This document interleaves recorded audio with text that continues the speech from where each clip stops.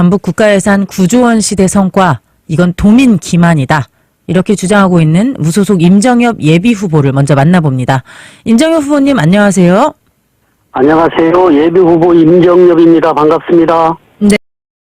사상 첫 전북 국가예산 9조 원 달성 성과, 이게 도민을 기만하는 거라고 말하셨어요. 이 이유를 한번 들어보겠습니다. 정우천 후보가 전북 예산 9조 원 시대 열었다고 대대적으로 홍보를 하지만 실상을 보면 올해 전북 국가예산이 9조 1,500억, 전년 대비하면 2.49% 증가하는 데 그쳤습니다. 이는 올해 국가예산이 5.1% 증가한 데 비하면 반토막도 안 되는 수준이죠. 네. 국민의힘이 정권을 잡자마자 증가율을 반토막 내버린 것입니다. 그래서 이런 주장을 했습니다. 타 시도와 비교해보면 인구가 우리보다 23만 명이나 적은 강원도도 올해 9조 원 시대를 열었거든요. 네. 그런데 강원도는 아시는 것처럼 국가예산 증가율이 무려 11%나 달했어요. 인구가 우리가 15%가 더 많거든요. 강원도보다요. 네. 그러면 우리는 지금 10조가 이미 넘었어야죠. 네. 이 지경인데도 9조 원 시대 개막이니 역대 최대라느니 쌍발통 엽치니 하는 건 도민들을 우롱하는 것이다. 저는 그래서 이런 주장을 한 것입니다. 네. 이 전국의 국가 예산 증가율 전체 평균이 5.1%라고 말씀을 하셨습니다. 거기에 비하면 네, 전북의 증가율이 절반 수준이라는 말씀이신데요. 특히 우리보다 지금 인구가 적은 강원도도 지난번에 비해서 11%가 증가한 상황이다. 그렇습니다. 만약 같은 액수를 늘린다면 우리가 10조가 훨씬 넘어야 된다, 이런 말씀이세요? 그렇죠.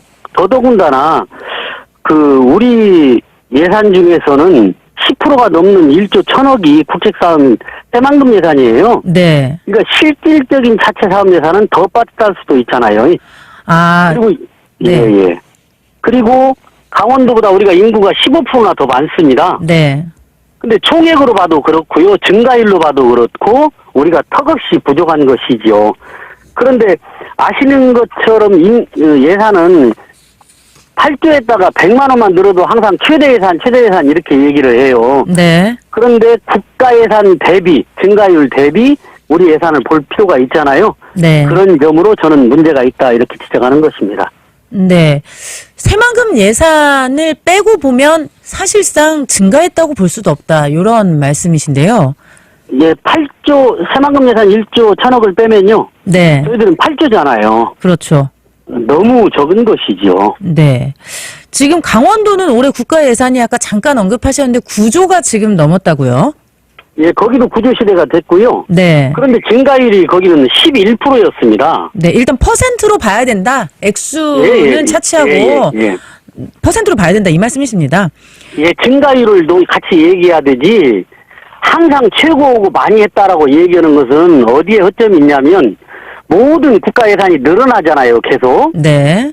그러면 순증되기 때문에 그게 1%만 0.5%만 늘어도 최대다 이렇게 말을 하는데 다른 도시와 비교해서 국가 예산 증가율과 비교해서 우리는 우리 몫을 가져왔는지 이것이 저는 중요한 저희들이 살펴봐야 될 지점이라고 생각해서 이런 지적을 한 것입니다. 네. 이거 콕 집어서 정운천 의원을 노리고 지적을 하셨는데 이렇게 된 게 현 정부가 여당 소속 단체장 지역은 밀어주고 야당인 민주당 소속 단체장 지역은 차별했기 때문이다, 이렇게 보기 때문인가요? 아, 그런 점도 있지만요. 더 중요한 것은 정우천 의원께서는 국회로 넘어오는 정부 예산안이 적은데 국회에서 많이 늘렸다 이렇게 말씀을 하셔요. 네. 그런데 저는 그 부분이 문제라고 생각하는 것입니다. 뭐냐면 쌍발통 운운하면서 집권 여당 의원은 힘이 있다 이런 논리였는데 집권 여당의 의원들은 당정 협의를 통해서 정부 예산안을 만들 때 많이 늘리는 것이 여당 의원들이 할 일이고요. 네. 의회에서는 야당이 지금 민주당이 절대 다수를 하고 있으니까 8천억을 늘린 것은 야당 의원들 중심으로 결국은 늘린 겁니다. 네. 그러니까 자기가 말한 나는 집권 여당 소속으로 힘이 있다 이렇게 얘기하셨잖아요. 네. 그렇다면 정부 안을 올릴 때 그때 도에서 시군에서 올린 예산들이 다 반영이 됐어야 된다. 그래서 저는 그 점이 본인이 지적한 부분과 전혀 다른 부분이다 이렇게 얘기하는 것이죠. 네. 일단은 뭐 지금 예산이 늘어난 거는 야당이 절대 다수기 때문에 그 힘을 받은 거다. 이 말씀이시고 만약에 진짜 정운천 의원이 쌍발통 협치로 힘을 발휘를 했다면은 전북에서 정부 안을 제시한 낼 때. 네, 예. 정부 안을 낼 때 우리 전북 예. 예산이 전부 다 반영될 수 있도록 힘을 썼어야 된다. 뭐 이런 말씀이십니다. 그렇습니다. 여기에 대해서 국민의힘 정운천 의원은 국회 예산 과정 기본도 모르는 무식의 소치다. 이렇게까지 얘기를 하고 있어요. 애초에 저는 예. 네.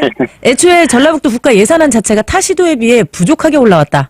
그럼에도 강원도의 증가의 2,425억 원보다 3.5배 더 많은 8,510억 원으로 국회 단계에서 여야 협치로 증액을 이뤄놨다는 게 반박의 내용입니다. 여기에 대해서는 어떻게 생각하세요?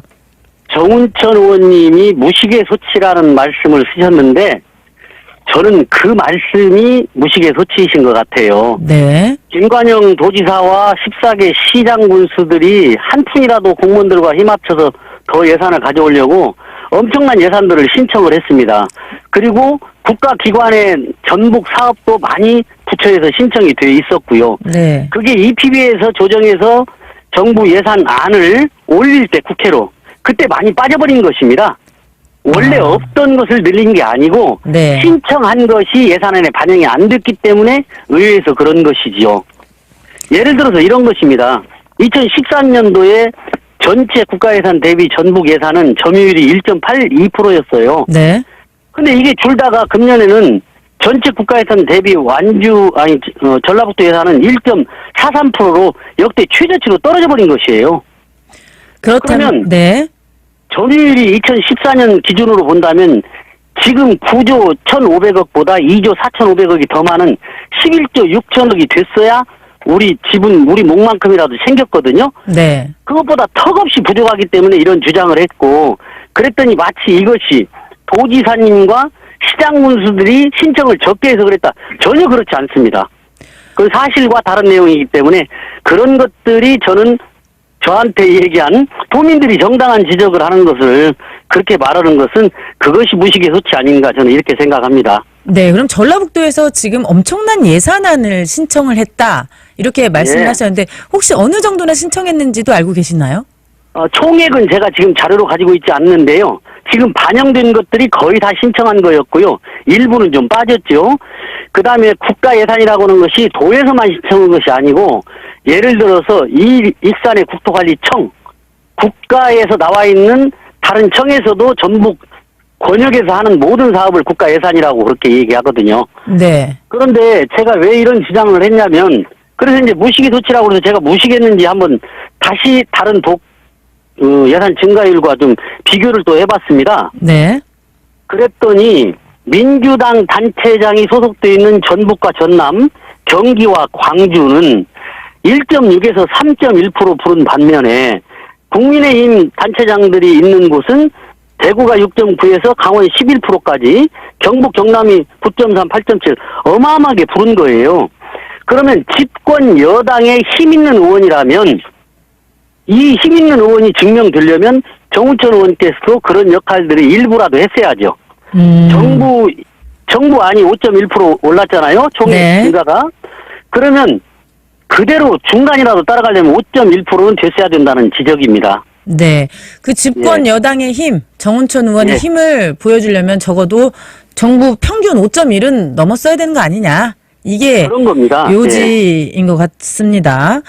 쌍발통 엔진이 술이 않고 오래 쓰다 보니까 이제 성능이 다 된 쌍발통 엔진 같고요. 그 정운천 의원 7년 연속 예결위원으로 활동했다고 하셨거든요. 제대로 역할을 했다면 이런 참담한 결과는 나오지 않았을 걸로 저는 생각합니다. 그럼 이제 우리 임정엽 예비 후보의 이 문제 해결 방법을 한번 들어보겠습니다. 전북의 목소리가 당당해야 되고 몫을 당당히 찾아와야 됩니다. 지난 선거에서 역대 최대로 전북에서 우리 윤석열 대통령 후보에게 14.4%라고 하는 엄청난 표를 몰아줬습니다.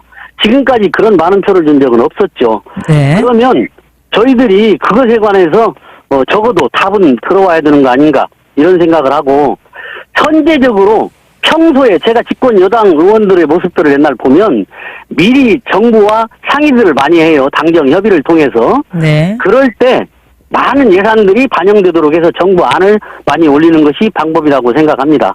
네.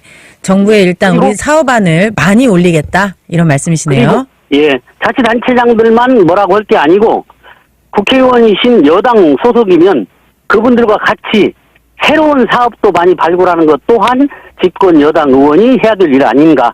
모든 의원도 같이 하지만 그래서 저는 해야 될 역할을 방기하고 이 책임을 다른 쪽으로 미루는 것은 옳지 않은 자세다. 이런 지적을 하는 것입니다. 네. 근데 한편으로는 이걸 보고 그런 생각을 하는 거예요. 아, 이거 보니까 현 정부의 여당 프리미엄이 크다.